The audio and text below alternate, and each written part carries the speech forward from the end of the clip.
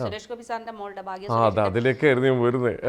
അപ്പം wedding blouses ഒക്കെ നമ്മളാ ചെയ്തത്. അപ്പോൾ അത് പ്രത്യേകിച്ചും PM പ്രധാനമന്ത്രി വന്നത് കാരണം ആ ബ്ലൗസ് ഒക്കെ ഭയങ്കരമായിട്ട് ഹിറ്റായി. കാരണം ആ സമയത്ത് മീഡിയ മുഴുവൻ ഭാഗ്യം നിറഞ്ഞിരിക്കുകയായിരുന്നു.